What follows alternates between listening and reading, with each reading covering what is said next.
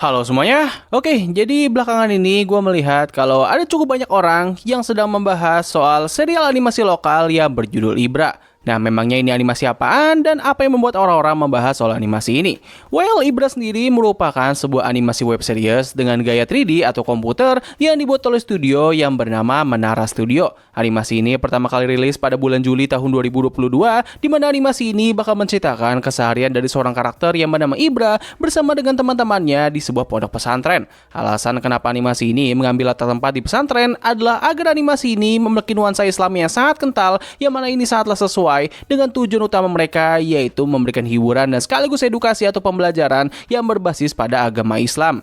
Ya bisa dibilang animasi ini memiliki pendekatan yang cukup mirip lah, seperti animasi Nusa dan Rara, Rico the Series, dan berbagai animasi Islami modern pada umumnya. Walaupun sepertinya animasi Ibra ini memiliki target penonton yang agak berbeda, yaitu anak-anak muda. Nah walaupun memiliki tujuan yang cukup mulia dan positif, tapi sayangnya kepopuleran atau keviralan dari animasi ini bisa dibilang cukup negatif.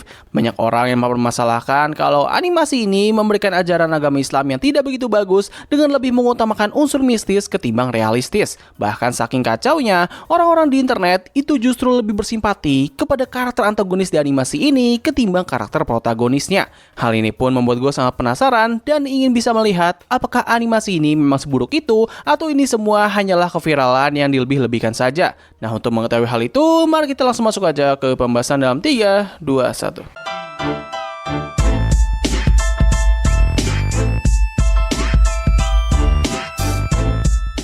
Oke, pertama-tama gue perlu menyebutkan bahwa animasi Ibra sendiri ternyata telah memiliki 3 season, dan sekilas ketiga season ini sepertinya memiliki nuansa, visual, dan juga isi konten yang cukup berbeda. Nah, dikarenakan gue melihat kalau semua komplainan orang-orang terhadap animasi ini berasal dari season pertamanya, maka dari itu pada video kali ini gue hanya akan membahas soal isi konten atau cerita yang ada di season pertamanya saja. Nah, jadi pada season ini mereka sebenarnya tidak murni menceritakan soal keseharian normal dari karakter Ibra, melainkan mereka lebih berfokus kepada cerita bagaimana karakter Ibra itu bisa memberikan edukasi kepada seorang santri baru yang bernama Holanda Nugroho atau biasa dipanggil sebagai Hoho. Hoho sendiri digambarkan sebagai seorang bocah kota yang sangat manja dan suka bertindak semena-mena. Karakternya ini merupakan tipikal bocah anak orang kaya yang tidak tahu soal tata krama dan suka merendahkan orang lain. Secara premis, buat gue season ini memiliki premis yang sangat menarik dan sekaligus menjanjikan. Alih-alih berfokus kepada karakter Ibra yang merupakan seorang santri yang ingin belajar Islam, mereka justru malah menceritakan seorang bocah yang dipaksa untuk masuk ke dalam sebuah pesantren dan diberikan pendidikan soal bagaimana cara berperilaku seperti seorang muslim. Premis ini jelas bisa sangat relate kepada banyak orang, terutama bagi mereka-mereka yang pernah mengalami hal yang serupa. Ini merupakan pendekatan yang sangat menarik, di mana secara tidak langsung, hal ini malah membuat karakter Hoho itu menjadi karakter utama atau protagonis sebenarnya dari animasi ini, dan Ibra sendiri hanya bertindak sebagai karakter ikon atau maskot yang memberikan pelajaran kepada Hoho dan sekaligus para penonton. Secara sekilas, animasi ini memang terdengar sangat menarik dan cukup menjanjikan untuk bisa menjadi sebuah animasi Islami modern yang sangat luar biasa. Nah, lalu apa sih yang menjadi masalah dari animasi ini? Apakah ini semua dikarenakan mereka terlalu membawa unsur mistis seperti sinetron azab? Well, banyak orang di internet mungkin menganggapnya demikian, tapi setelah gue melihat seluruh episode dari season pertamanya, gue justru malah menemukan kalau hanya ada 2 episode saja yang membawakan unsur mistis atau supranatural. Yang pertama adalah dari episode yang paling kontroversial dari animasi ini, yaitu episode ke-9 yang menceritakan bagaimana Ibra dan anak-anak pondok itu bisa menyelamatkan pesantren mereka dari kebakaran hebat hanya lewat doa yang langsung bisa mendatangkan hujan. Lalu yang kedua adalah pada episode ke-8 yang memperlihatkan bagaimana Ibra tidak diserang oleh sekawanan lebah hanya lewat sebuah doa, lalu mereka bisa mengobati Hoho yang terkena sengatan lebah hanya dengan menggunakan air liur yang telah didoakan. Untuk selebihnya, cerita dari animasi ini terbilang sangatlah normal dan tidak begitu sering dalam menampilkan sebuah keajaiban atau mukjizat selain dari kisah-kisah Nabi. Paling ya, kalau kita ngomongin soal adegan yang tidak wajar atau tidak realistis, itu semua justru malah berasal dari karakter Hoho yang selalu bisa melakukan apapun dengan gimmicknya sebagai seorang anak kaya raya. Mulai dari membawa mobil mewah ke pesantren, selalu membeli HP baru dengan jumlah yang sangat banyak, hingga ada satu momen di mana ia bisa membawa sebuah wind tunnel atau alat simulasi terjun payung. Nah, kalau misalnya demikian, lalu apakah animasi ini sebenarnya lebih bagus dari apa yang dikira oleh para netizen? Oh, jelas tidak. Meskipun unsur magisnya tidak sebesar atau seabsurd seperti yang dikira oleh para netizen, tapi tidak bisa dipungkiri bahwa animasi ini memiliki masalah dalam segi penulisan.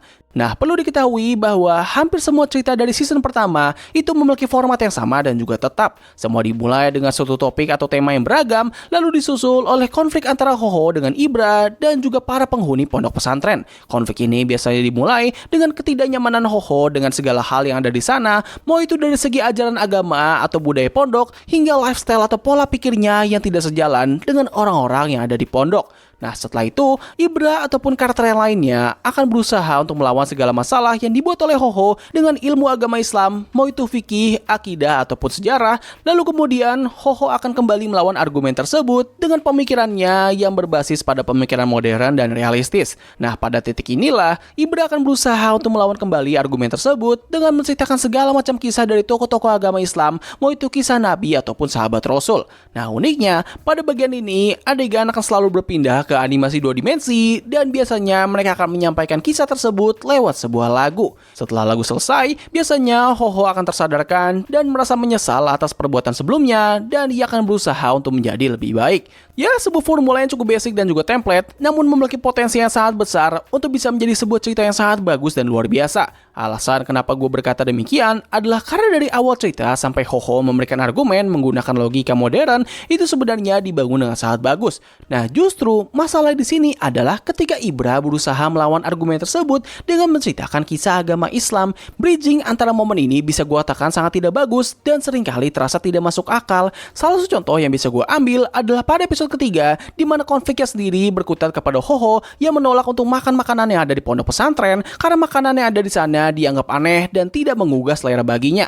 Nah, lalu bagaimanakah mereka menyelesaikan masalah tersebut? Well, Ibra menceritakan kisah mengenai Rasul yang membagikan makanan kepada para pengikutnya ketika mereka sedang akan berperang, lalu dengan mukjizat Nabi, makanan yang jumlahnya sedikit itu ternyata bisa mencukupi mereka semua. Setelah cerita itu, tiba-tiba Ho-Ho merasa lapar dan ia mau menerima makanan dari sana. Kalian bisa lihat sendiri kan, sangat-sangat tidak masuk akal gitu. Bagaimana bisa loh cerita yang seperti itu bisa membuat seorang bocah picky eater itu mau makanan yang tidak menarik baginya. Udah gitu mereka juga menambahkan bahwa si Ho-Ho ini bisa loh meminta orang tuanya buat membawakan makanan mewah dengan mudah. Yang mana ini jelas dong membuat penyelesaian konflik di episode ini malah terkesan kurang masuk akal dan juga maksa. Contoh lain juga bisa gue ambil pada episode ke-16, di mana pada episode itu Ho-Ho sedang berlagak sombong dengan gaya pakaiannya yang mengikuti outfitnya si Dontol. Nah, di tengah itu semua, muncul seekor monyet yang mulai mencuri barang-barangnya Ho-Ho, yang mana hal itu membuat Ho-Ho menjadi sangat marah dan mulai mencoba untuk menyerang monyet itu agar bisa mendapatkan barangnya kembali. Dan lu mau tahu responnya Ibra bagaimana? Well, dia justru malah mencoba untuk memperingatkan Ho-Ho bahwa setiap kejadian itu ada hikmahnya, dan ia menceritakan mengenai kisah sahabat Nabi yang mengambil seekor anak burung yang membuat induk burung tersebut menjadi sangat marah dan frustasi. Nah, masalah di sini adalah kisah atau penyelesaian masalah tersebut itu nggak sejalan dengan apa yang terjadi kepada si Ho-Ho. Si monyet itu ngambil barang-barang tersebut bukan karena Ho-Ho telah menyakiti dia, melainkan itu semua dikarenakan ia dari awal memang sudah tertarik dengan barang-barang tersebut. Udah gitu, mereka juga mencoba untuk memframing kalau masalahnya si Ho-Ho itu disebabkan karena dirinya sudah belagak sombong yang membuat si monyet akhirnya mengambil barang-barang miliknya. Ini kan gak masuk akal dong. Seharusnya kalau misalnya mereka ingin menyampaikan pesan mengenai peduli terhadap hewan, konflik ceritanya itu dimulai dari Ho-Ho yang merendahkan si monyet dan juga menyakitinya secara fisik. Lalu setelah itu, si monyet akhirnya merasa dendam dan mulai mengambil barang-barangnya si Ho-Ho. Dari situlah si Ho-Ho akhirnya bisa belajar bahwa semua masalahnya itu disebabkan karena dirinya memandang rendah dan sekaligus menyakiti seekor hewan. Like, come on man, tidakkah itu terdengar lebih simpel dan lebih baik? Kalau kalian pikir itu semua sudah sangat buruk, well, kalian harus melihat episode terakhir dari season pertama ini. Lu bayangin aja, episode ini awalnya berfokus kepada karakter si Toke yang mau bisa lulus ujian dan bisa naik kelas. Nah, tapi tiba-tiba di akhir cerita, mereka malah menunjukkan kalau si Ho-Ho ini mau balik rumah dan meninggalkan pondok pesantren tanpa alasan yang jelas. Memang hal ini cukup realistis dan sering terjadi di dunia kita, tapi secara naratif ini jelas sangat tidak bagus. Momen yang seharusnya bisa menjadi perpisahan yang mengharukan, itu malah terjadi secara tiba-tiba tanpa adanya pembangunan sama sekali. Udah gitu, karakter si Ho-Ho ini terlihat hampir gak ada perubahan yang signifikan. Sifat dan kepribadiannya masih sama. Jadinya, momen perpisahan ini pun benar-benar terasa hampa dan kagak emosional sama sekali.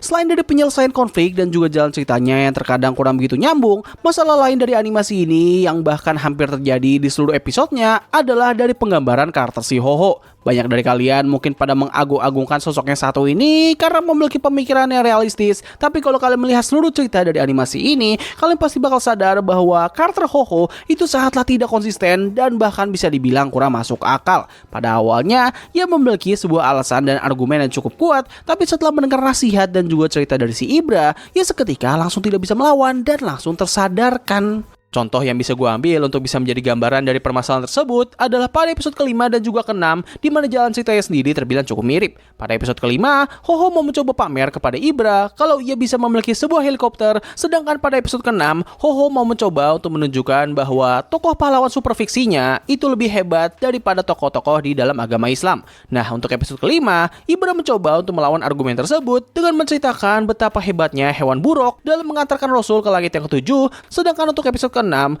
Ibra menceritakan bahwa ada satu tokoh Islam yang juga memiliki kekuatan super dan sosok ini lebih nyata daripada karakter fiksi kesukaannya si Ho-Ho. Kedua cerita tersebut itu berhasil dalam membuat Ho-Ho merasa terkagum dan akhirnya merendah diri.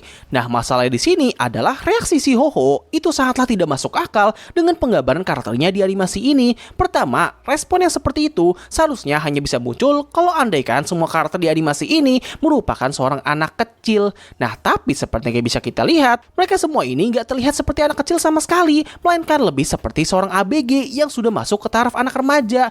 Bahkan pada episode final season pertama, kita bisa melihat bahwa si Ho-Ho atau Toke itu baru saja naik ke tingkat 8, yang mana gue akhirnya bisa berasumsi kalau ini merupakan tingkatan yang sama seperti sekolah menengah pertama.